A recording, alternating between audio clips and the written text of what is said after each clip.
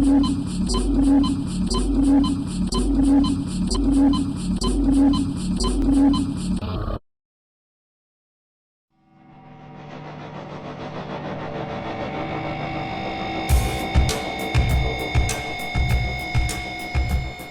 an article kind of appeared in my feed this morning. I think it was released yesterday. And it seems like Valve is discontinuing the production of the Steam Deck LCD. I can tell you right now that those LCD models that are secondhand after the production stops, they're gonna skyrocket in price. My advice is just to buy one. They were on sale for like 20 or 30% in the fall sale, but they're full price now. They're about $400, brand new. If you are on the fence about getting a Steam Deck, I would say it's 100% justified. It is quite literally like having a jailbroken PS4 or PS3 in your hands. Now the LCD model is a little bit less powerful, has a little bit less battery, but depending on what you're playing, it doesn't really matter. I personally use the Steam Deck as kind of a personal emulation station. I don't really play anything very new. And I originally bought the OLED, but I definitely could have just had the LCD and been completely fine. And with EmuDeck, it's pretty much as easy as it can get on Steam Deck to actually emulate. You have everything there, you can add it all to your Steam library, and you can even do mods. Like right now, I'm actually playing through Final Fantasy VII. I'm using the Seventh Heaven mod manager. I've been able to add voice acting to it. I've been able to add remastered little, I think they're called chibis, or chiblies or something. There's basically the little sprites and they're remastered. You can even remaster and shuffle up the fights, which you can't do if you use the voice acting. If I do another playthrough soon, I'll definitely get rid of the voice acting and use the mixed up fights and the revamped fight system. But honestly, this is very an overused saying, but Steam Deck really does change the way you game. When I was a kid, I think when all of us were kids, this is probably the one aspect of the future that very few of us could have predicted, where you would have every single game at your fingertips that we grew up with. And this really is the reason to get a Steam Deck. And if you follow all the online guides, you don't even have to buy a game. So you can spend the $400 or less if you can get one secondhand.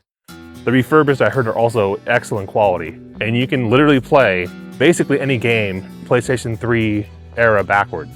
I used to have a PlayStation Vita back in the day, and there was a bunch of games I liked on there, and one of the big ones were the old God of War games on the handheld. I've been playing those. One of the favorite games I've been playing too, which I have not yet finished, was actually Twilight Princess, the GameCube version. I've been playing that one. I've got a couple temples down. It's been a lot of fun. But I would just say, with this going out of business, it does make me a little bit sad. I'm hoping that when they come out with the Steam Deck 2, there is a cheaper version, like a LCD version of whatever, because from what I understand, they don't want to have a Steam Deck that just is like the iPhone with moderate improvements. They want to have really next-gen features and hardware. So those features on an LCD screen, if that makes it significantly less expensive, especially in this era where it seems like the only kind of electronics getting cheaper are televisions, which, kind of a side note, am I the only one who doesn't give a fuck about television size anymore? Me and my wife were actually talking about downsizing our TV. I have a 65-inch back from when I was into that, like 2016 or something, 2018 when I got it. I just feel like televisions are kind of irrelevant now. But it is a shame because we all know it's caused by this AI data center kind of BS that's happening, and that's what's driving up the prices for the rest of us in almost every aspect of our lives, it seems. But yes, when the Steam Deck 2 comes out, if they have a cheaper version, I'm definitely going to be getting that one over an OLED version if it exists. Although I do have a feeling that this next generation of Steam Deck, it won't have an LCD screen, I assume. But as we know, scarcity drives price in a market that's not been fungled and subsidized and messed with artificially. So when you buy a Steam Deck LCD, it will likely skyrocket in price as soon as the mainstream gets news that the production is going to be ending. I'm actually a little bit tempted in getting one myself, just because I'm pretty sure it would be a pretty good chunk after using it to go towards a Steam Deck 2 whenever that happens, you know, maybe in 5 or 10 years or whatever it ends up being. I could literally treat it as a stock, even if it goes up 50 bucks. But yeah, I mean, I don't know what else I can do to convince you. If you are on the edge, I would just say go, just make the jump, make the leap. And if you do, let me know. There are a ton of free games that aren't emulation too. You can search a lot of mods and full conversion mods, free fan-made games from the Discover Store in Steam. And honestly, the pinnacle of free games is definitely Ashes 2063. That's a free game you can download directly from your Discover Store in desktop mode. And there's 3 games. There's actually more, I believe, now, but I only played the main 3. And they're amazing. Some of the best shooters I've ever played. The only kind of issue with them, they do have controller support, so you can play it on the Steam Deck, but it might be a little bit easier to use mouse and keyboard if possible. But if you do use a controller, there are videos out there that show you how to kind of set it up. And it just takes some getting used to, like anything. I think basically any controller scheme, even if it's like kind of clunky or bad, like the old shooters were, I'm pretty sure, for me at least, you kind of get used to it and you adapt. But I definitely think that with a little bit of help, which is kind of the same, you know, that is the thing with Steam Deck. It's more of a higher IQ type of device because you really have to go out. You really have to go out and kind of tinker with stuff to make everything perfect. And there was actually a time where I was spending more time tinkering on my Steam Deck than actually playing it. I would spend a couple hours downloading a mod and making sure it worked completely correctly. And I wouldn't even play the mod for a couple weeks. But either way, if you do purchase it, or if you're on, if you're a little bit skeptical of the kind of games you can play, I mean, like I said, it might not be for you. That's completely fine. But I just think it is a bit of a shame. I think cheap handheld gaming consoles is kind of where it is, where the gaming industry should go. And honestly, at this point, I think the most black-pilling part of the gaming future that we face is just the prices. I mean, it kind of reminds me of hearing about how a lot of the food we used to eat, like lobster and ribs, that used to be poor people food. And it's the same thing with gaming. There have always kind of been premium options in gaming, but I'm old enough to remember companies like Nintendo used to be kind of the everyday or the everyman's console. They were the cheap option. Xbox and PlayStation 3, the other thing too, is if you were to spend a lot of money on them, which they were extremely expensive back in the day, you at least had a pretty good guarantee that the games being purchased on there would actually run really, really well, and that they'd be fun. We don't really have that guarantee anymore. I mean, I don't own the newest PlayStation, but I've heard that the selection of games on there is pretty bad. And if you don't agree with that, that's fine. I just don't like the movie game, really, unless it's a JRPG, to be honest. The Switch 2 thing, I think, is kind of undeniable, though. With that kind of cost on there and the lack of games, I mean, you had to be a real fanboy to buy that. If I'm spending $1,000, it needs to have kind of PC levels of freedom as far as the games that I can play. And the coolest thing, which I don't think a lot of people talk about, I mean, it is a main selling point of kind of the PC master race. The big thing when I used to be a console gamer, I mean, it was backwards compatibility. So if I bought an Xbox 360, I wanted all my Xbox games to be compatible. I mean, that is the main selling point for me, a PC. Obviously, you can adjust the power and everything, but a PC generally has a pretty high literal price of entry. So with a Steam Deck, that's one of the smallest kind of prepaid, pre-built sources you can get for PC gaming. Like I said, depends on what you play. I mean, I'm gonna give you a couple more examples of things I play. Like, I love the original StarCraft. I'm sure I'll talk about it. I've talked about it in past videos. I talk about it in other videos. It was one of the first video games I ever remember actually seeing as a kid. And you can actually download the Blizzard launcher and you can play StarCraft. I've not played Warcraft 3 yet, but I'm sure you can play that as well. That stuff's all open to you. But of course, with that, you do need a mouse and keyboard, which is fine. Like, if you dock your Steam Deck, that's what I do. I dock mine, I pull out my mouse and keyboard, and I have a small keyboard. You can even get a half keyboard, like that, literally just for games like that. You can play a Diablo 2 on there, any of those golden era Blizzard games, really. It just, I don't know, to me, it was just a no-brainer.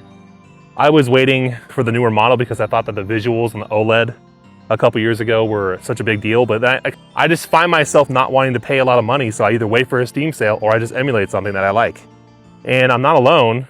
I mean, I remember seeing a report that most people play old games, which is pretty based in my opinion. I mean, old games are objectively better than new games en masse. But with the Steam ecosystem out there, I mean, again, you are completely free. You can customize your start, which I have like a PlayStation 2 kind of starting screen, which is really cool. You can make your own starting screen. You can customize basically anything on the display. Your UI, with all these plugins you have, Decky Loader, you can customize anything on your Steam Deck, really. The controls are fully customizable. But again, like, I didn't have to figure much of anything out by myself. There's videos in Google articles and Steam forums about basically anything. This is actually, I think, one of the reasons I'm not a huge fan of the UE5, because they keep pushing as far as like the games, the polygon count more than optimization. And a lot of these games that are UE5, they're kind of like right on the border of being able to be ran by the Steam Deck. And it would be amazing if a person could just out of the box play a UE5 game on Steam Deck. I mean, I'd buy a lot more of them. Like, I know Expedition 33, I do kind of talk a little bit about it. It is a good game. I just think it's kind of overblown a little bit. And if I could play that on Steam Deck, I mean, JRPGs are perfect on the Steam Deck.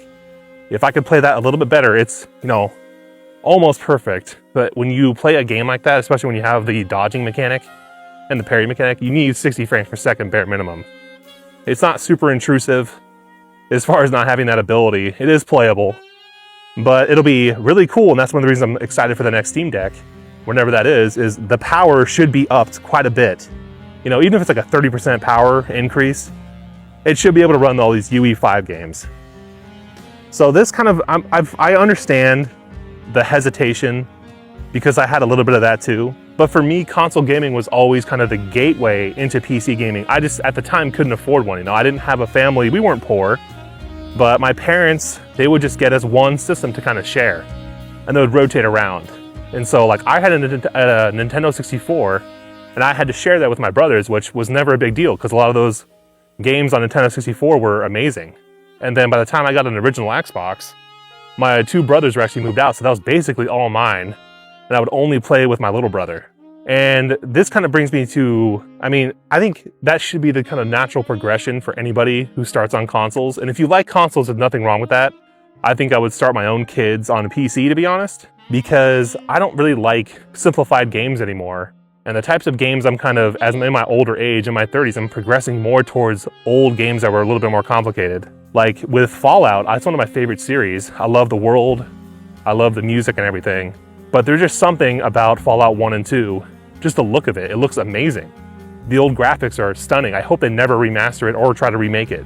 There is kind of a, I think it's a first-person boomer shooter tactical version that's like a fan-made project being brought out. That stuff is totally fine, but it kind of maintains the art style. I don't know what it is. It's just that kind of style creeps me out. It's a lot darker. I know that because I've seen a lot of people talk about it. And that's exactly what I want for a Fallout game, because the most interesting parts of that for me, you know, I think New Vegas is leagues better than Fallout 3, but I still love Fallout 3. But I have not yet tried to play it on the Steam Deck. I have a feeling it won't go super well. I'll probably need to do a mouse and keyboard. But I just wish I had this years earlier. When I was in the military, I had a PS Vita and then a 3DS, and I still have the 3DS. I think I sold the PS Vita to get the 3DS. And if I had a Steam Deck, you know, there were times I'd be spending days on duty, especially if, you know, if you're in the military, you know, you sometimes have 24-hour guard duty, 48-hour duty doing this or that. The Steam Deck is definitely perfect for anybody who has a job like that. Anywhere where you need mobile gaming, anywhere where you only have an hour or two or half an hour to game, it's also perfect for that. If I need a game, one of the main reasons I bought this one actually is because I was dating my then girlfriend at the time and now wife. And I felt bad because I either had to take up the TV, which she would be watching one of her shows, or I'd have to hop on my PC, which was in a different room. And so if you have a family, which I'm gonna have my child next year, my first kid, it's perfect for that too. And I know these are all the same talking points I'm sure a lot of you have heard, but I will just say it, like, there's so many aspects to this. I just don't think you can lose, except for if you just don't have $400 to spend. Which of course, I don't blame anybody for not having that. I'm honestly shocked anybody's even willing to spend whatever it's gonna be, the $1,200 for the Microsoft handheld. That's insane to me. to me, it's like just the operating system alone, Windows, I was very nervous. I'm still a little bit nervous switching over completely to Linux, but it's just a no-brainer. It just works.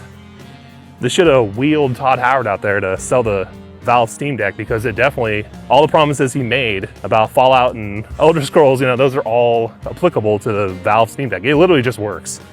And I am a little bit hopeful because I have had at least one person so far. It's still a little bit niche to where it's really cool. It's actually one of the things I like about it not being a Nintendo-sized device is the entire community. It's driven by passion. And if you figure something out and you post it on Reddit or a Steam forum, like, people are gonna be genuinely psyched about it. I'm still learning about new features and new buttons that do new stuff, or new fan-made games or mods. And because you have the Steam ecosystem, speaking of mods, I mean, I've played Halo, the Halo trilogy, a million times, especially Halo 2 and Halo Reach. I've never played Halo 3 and Halo Combat Evolved as much as I have this year, solely because of mods. Them putting it on the Steam Workshop, all you have to do is find a mod that you like, click subscribe, and it's literally that easy. It'll load automatically, and you go in there and it'll show up in your game menu. You can also customize the game itself. So I actually have some loading screens. You can, of course, the main loading screen is fully customizable. You can also bring in the original loading screens from each one of the individual games. So I have a slight variation of the Halo 2 one. You can change the music as well for each one of them. So as it shifts to each different game, it has a different song playing. It's just perfect. It's exactly what I thought MCC was going to be. But either way, if you do end up getting the Steam Deck, like I said before, let me know. I wouldn't mind making a video if people want, and I'm a small YouTuber. I only have, a couple dozen views per video, if that.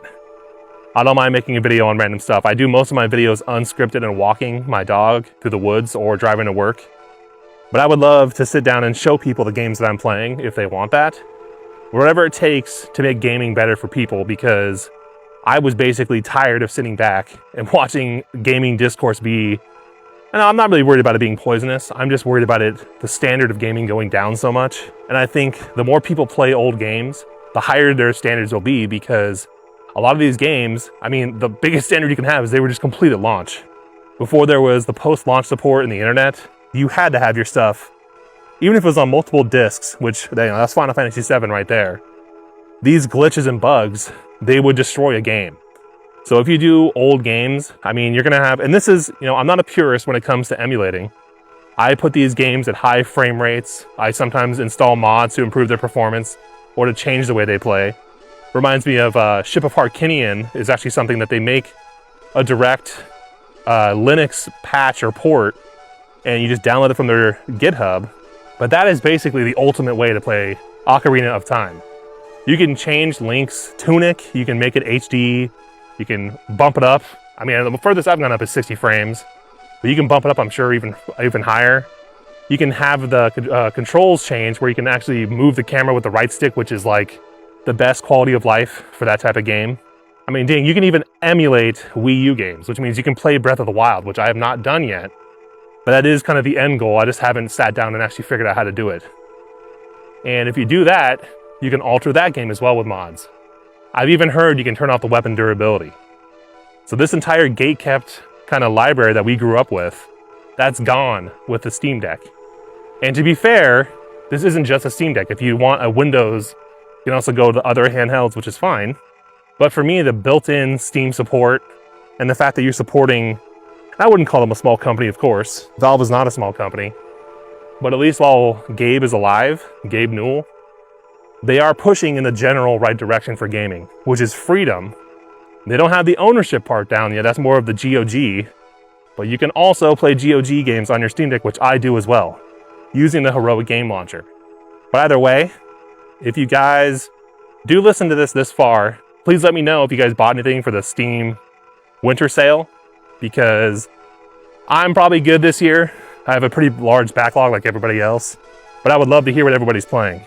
All right, cheers, guys, and Merry Christmas.